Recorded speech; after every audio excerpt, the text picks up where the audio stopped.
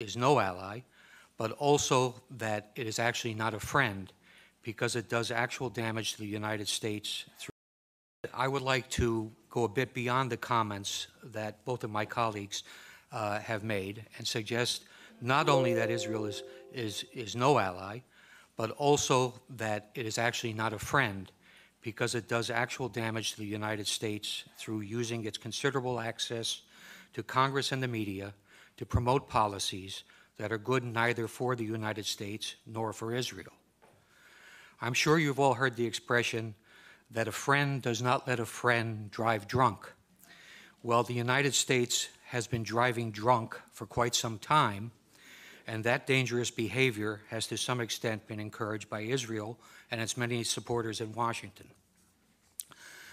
Israel might or might not have been an actual enabler of the disastrous American invasion of Iraq, but it is undeniably true that American officials extremely close to the Israeli government were behind the rush to war and the forgery of phony intelligence that fed the process. If the United States goes to war with Iran in the near future, it will not be because Tehran actually threatens America. It will be because Israel and its powerful lobby in the U.S. have succeeded in creating an essentially false casus belli to mandate such action. Prime Minister Benjamin Netanyahu, who once commented that 9/11 was good for Israel, has repeatedly sought to commit our government to draw red lines that would narrow options for the White House and de facto require it to take action with the military against Iran. Congress is meanwhile advancing legislation that would commit the United States to intervene militarily in support of a unilateral Israeli attack, meaning that Israel could easily be empowered to make the decision on whether or not the U.S. goes to war. Nothing relating to Israel is quite like the U.S. interaction with other countries. Delinda and Janet have outlined the dollar costs and special financing arrangements that go to support Israel, measures that are not in place for any other nation. Congress also approved on Wednesday, as part of the United States-Israel Strategic Partnership Act, by a vote of 410 to 1, an Israeli exemption from the reciprocity mandated by the so-called visa waiver program.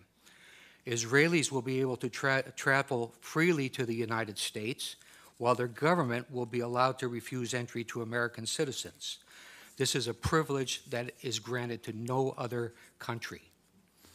One congressman has recently even introduced a bill to cut off federal funding for any academic organization that engages in boycotting Israel. Boycotting other countries is okay.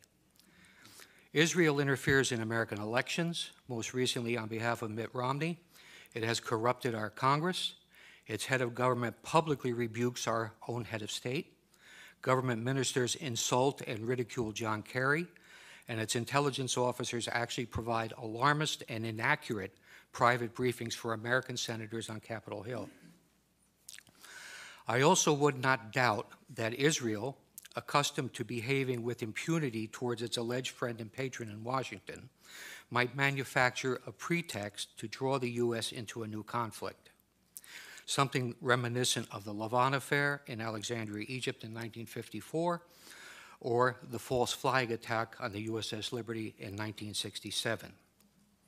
Israel currently strongly supports using force to intervene in Syria, a proposition that is opposed overwhelmingly by the American public. In short, Israel has no reluctance to use its enormous political and media clout in the U.S.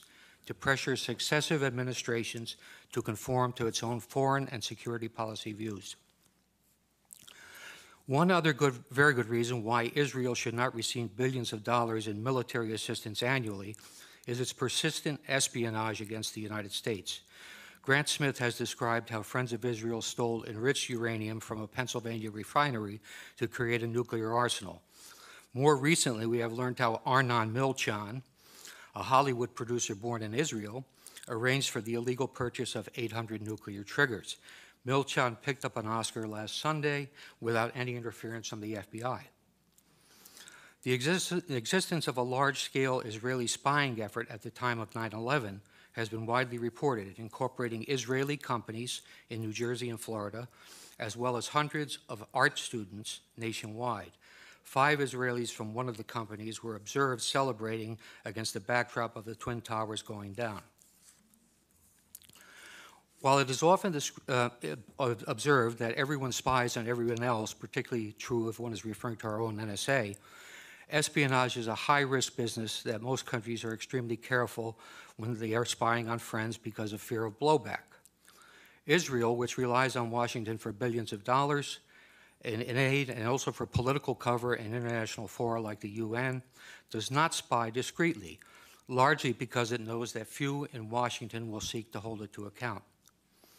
There were, for example, no consequences for the Israelis when Israeli Mossad intelligence officers, using passports and pretending to be Americans, recruited terrorists to carry out attacks inside Iran, as noted by Mark Perry this morning. Israelis using U.S. passports in that fashion put every American traveler at risk. Israel, where government and business work hand in hand, has obtained significant advantage by systematically stealing American technology with both military and civilian applications. The U.S.-developed technology is then reverse engineered and used by the Israelis to support their own exports. Sometimes when the technology is military in nature and winds up in the hands of an adversary, the consequences can be serious. Israel has sold advanced weapon systems to China that are believed to incorporate technology developed by American companies, including the Python 3 air-to-air missile and the Delilah cruise missile. There is evidence that Israel has also stolen Patriot missile avionics to incorporate into its own Arrow system, and that it used U.S. technology obtained in its Lavi fighter development program, which was funded by U.S. taxpayers, to help the Chinese develop their own J-10. The reality of Israeli spying is indisputable. I might cite the names of Jonathan Pollard, Ben Ami Kaddish, Stuart Nozet, and Larry Franklin as spies for Israel have been caught, but they are only the tip of the iceberg. Israel always features prominently in the annual FBI report called Foreign Economic Collection and Economic and Industrial Collection. The 2005 report states, Israel has an active program to gather proprietary information within the United States. These collection activities are primarily directed at obtaining information on military systems and advanced computing applications that can be used in Israel's sizable armaments industry. It adds that Israel recruits spies, uses electronic methods, and carries out computer intrusion to gain the information. A 1996 Defense Investigative Service report noted that Israel has great success stealing technology by exploiting the numerous co-production projects that it has with the Pentagon. It says, placing Israeli nationals in key industries is a technique utilized with great success. A General Accounting Office examination of espionage directed against American defense and security industries described how Israeli citizens residing in the U.S. had stolen sensitive technology to manufacture artillery gun tubes, obtained classified plans for reconnaissance systems, and passed sensitive aerospace designs to unauthorized users.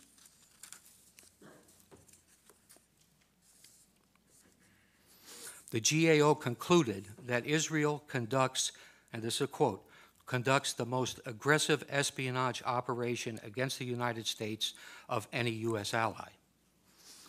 In June 2006, a Pentagon administrative judge overruled an appeal by an Israeli who had been denied a security clearance. If you can imagine that, an Israeli with a security clearance at the Pentagon.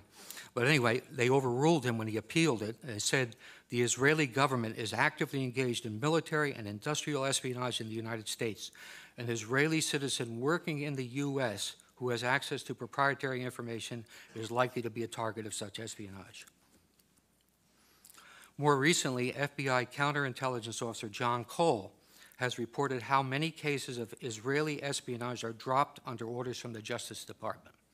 He provides a conservative estimate of 125 viable investigations into Israeli espionage involving both American citizens and Israelis that were stopped due to political pressure. So the answer to the question, is Israel an ally of the United States, is most definitely no. Is it even a friend? Well, I suppose there are all kinds of friends in the world, but if you judge Israel by its record on how it interacts with the American government and people, I think the answer would also have to be no. Thank you.